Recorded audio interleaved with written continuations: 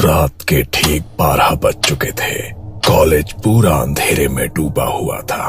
पुरानी लाइब्रेरी के दरवाजे के सामने 4 परछाइयां खड़ी थी। दरवाजा खोलते ही सड़ी हुई किताबों की गंध और नमी भरी हवा बाहर आई। ये जगह बहुत समय से बंद है, पर ऐसा लगता है कोई यहाँ आता है। ईएमएफ मीटर अचानक तेज आवाज करने लगा। टिक टिक टिक। सर, ये तो अभी शुरू हुआ है। हाँ, और ये सिर्फ शुरुआत है। कॉलेज के सीनियर्स नए स्टूडेंट्स को समझा रहे थे। एक नियम याद रखना, 3rd फ्लोर वाली लाइब्रेरी के पास मत जाना। दिन में भी नहीं और रात में तो भूल कर भी नहीं। क्यों? वहाँ कोई है?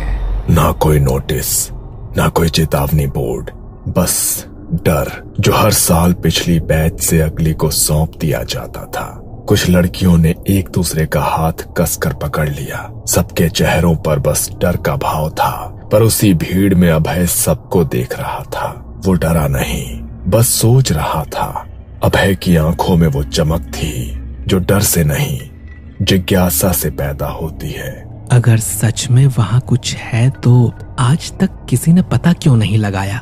क्योंकि लोग डरते हैं अभय, डरने की वजह से सवाल नहीं करते। पर डर से सच तो नहीं बदल जाता सिमरन।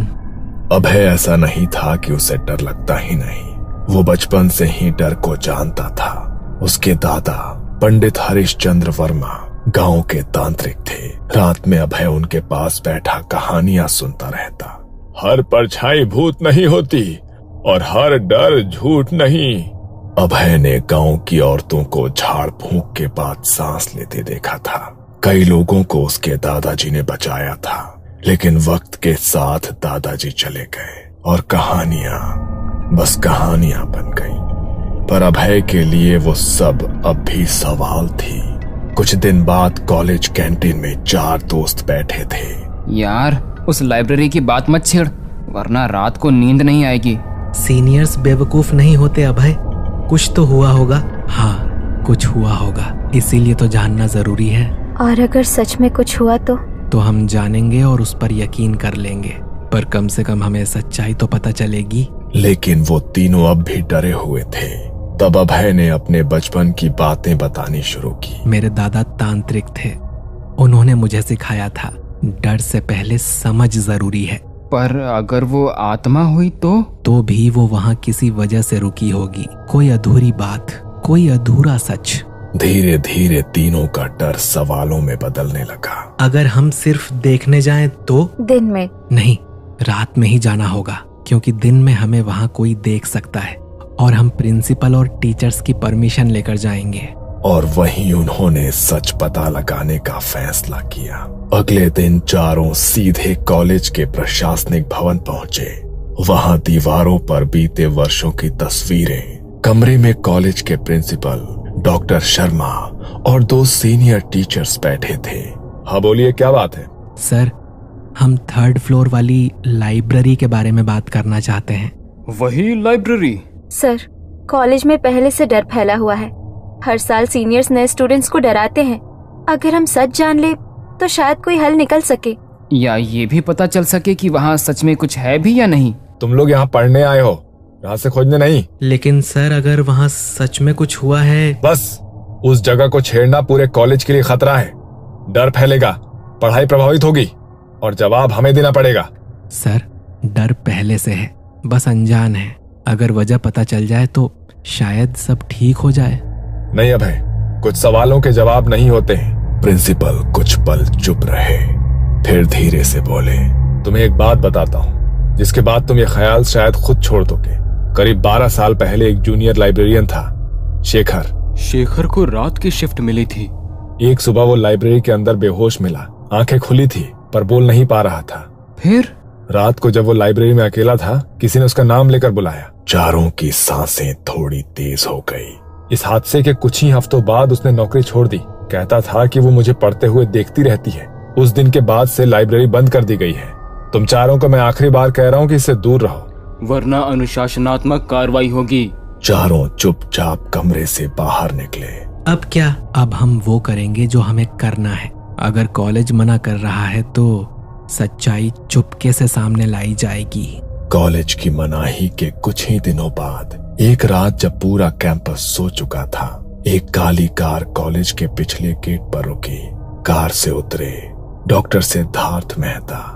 लाइब्रेरी यही है? हाँ सर, जिस जगह से सब डरते हैं। तो फिर डर को काम पर लगाते हैं। पांचों लाइब्रेरी की तरफ बढ़े। लाइब्रेरी का दरवाजा कई सालों बाद खुला। अंदर धूल, सड़न की बू और बंद हवा। यहाँ तो सांस लेना भी भारी लग रहा है। जहाँ सांस भारी लगे वहाँ कुछ दबा हुआ होता है। डॉक्टर सिद्धार्थ ने एक एक करके अपने यंत्र निकाले। EMF meter, thermal sensor, digital recorder, night camera, मोमबत्तियां और नमक। हमारे अलावा कोई भी आवाज होगी वो रिकॉर्ड होगी। पहली रात जैसे ही ईएमएफ मीटर ऑन हुआ, बीप बीप बीप, मीटर की सुई अचानक ऊपर गई। सर, अभी तो कोई वायर भी नहीं है यहाँ। बिल्कुल, यही हमें देखना है। अचानक लाइब्रेरी की ट्यूबलाइट जली और 1 सेकंड में बुझ गई। अमन ने टॉर्च जलाई पर वो भी डिम होकर बुझ गई। मेरी टॉर्च बाहर तो चल रही थी। कुछ जगहें रोशनी बर्दाश्त नहीं करती। उस रात वो ज्यादा समय तक वहां नहीं रुक सके। सुबह होने से पहले उन्हें लाइब्रेरी से बाहर निकलना पड़ा। दूसरी रात डर तैयार था, कैमरे सेट थे, रिकॉर्डर ऑन था। तभी एक किताब अचानक शेल्फ से गिरी, फिर दूसरी, फिर तीसरी। ये किताबें कैसे गिरी? रोहन ने मोबाइल निकाला पर मोबाइल में बस 20% बैटरी बची थी और वो भी कुछ ही मिनटों में 0% हो गई। सभी के फोन बंद हो गए। इसी बात का डर था, ऊर्जा खींची जा रही है। रिकॉर्डर चल रहा था। अचानक कुछ फुसफुसाहट रिकॉर्डर पर आने लगी। कुछ साफ सुनाई नहीं दे रहा था। सबकी रीढ़ में ठंड दौड़ गई। अब निकलने का समय हो चुका था। सर, वो आवाज हमारी नहीं है। तीसरी रात कुछ बदल गया। जब वो लाइब्रेरी के पास गए तब दरवाजा खुला था। वो अंदर घुसे तो लाइब्रेरी में सब चीजें बिखरी पड़ी थी। टेबल, कुर्सियां, किताबें सब जमीन पर पड़ी थी। सिद्धार्थ ने ईएमएफ मीटर और रिकॉर्डर सेट किया पर आज दोनों यंत्रों में ज्यादा हलचल थी। इसके अलावा पांचों को ऐसा महसूस हो रहा था कि कोई आसपास घूम रहा है। उन्हें ठंडी हवा लग रही थी और उनके रोंगटे खड़े हो रहे थे। ये आत्मा आज कुछ ज्यादा ही सक्रिय हो गई है। वो हमें उसकी मौजूदगी बता रही है। मतलब? तीसरे दिन वो वहां ज्यादा देर तक रुक नहीं पाए। अगले दिन से कॉलेज में अजीब होने लगा। क्लासरूम में आखिरी बेंच पर कोई बैठा दिखा। वॉशरूम में बंद दरवाजे के पीछे किसी के चलने की आवाज हुई। कैंपस में रात को किसी लड़की की रोने जैसी आवाजें आने लगी। हॉस्टल की खिड़की में कोई खड़ी परछाई दिखाई देने लगी। स्टूडेंट्स की टीचर्स और प्रिंसिपल को शिकायतें जाने लगी। डर अब छुप नहीं रहा था। कॉलेज प्रशासन ने चारों को फिर बुलाया। कॉलेज कैंपस में जो कुछ भी हो रहा है वो तो आपको पता ही होगा। बहुत सारे स्टूडेंट्स की शिकायतें आ रही है। अब सच बताओ कि तुम लोगों ने क्या किया है? सर, हमने लाइब्रेरी खोली थी। सब कुछ बता दिया गया। डॉक्टर सिद्धार्थ के बारे में तीनों रातें, रिकॉर्डिंग की आवाजें। अगर ये सब यही नहीं रुका तो तुम्हें कॉलेज से निकाल दिया जाएगा। जो कुछ चल रहा है उससे बच्चों की जान को खतरा है। अगर कुछ हुआ तो उसके जिम्मेदार आप लोग होंगे। डर अब लाइब्रेरी की दीवारों से बाहर निकल चुका था। कैंपस में हर जगह किसी की मौजूदगी महसूस होने लगी थी। कॉलेज प्रशासन डॉक्टर सिद्धार्थ को फिर बुलाता है। डॉक्टर, अब इसे रोका कैसे जाए? इसे रोकने से पहले समझा जाना चाहिए। मुझे एक तांत्रिक के बारे में पता है, सत्यदेव बाबा। अगर कोई इस आत्मा की सच्चाई जान सकता है तो वही है। अगले दिन सुबह सुबह सिद्धार्थ बाबा को लेकर प्रिंसिपल के ऑफिस आए। सफेद धोती, कंधे पर झोला, माथे पर राख, आंखें जैसे बहुत कुछ देख चुकी हो। आत्मा डरी नहीं है, वो नाराज है। ये सुनते ही प्रिंसिपल के हाथ कांप गए। बाबा सबसे पहले सीधे 3rd फ्लोर लाइब्रेरी की ओर गए। लाइब्रेरी का दरवाजा खुला। दरवाजे पर पहुंचते ही वो रुक गए।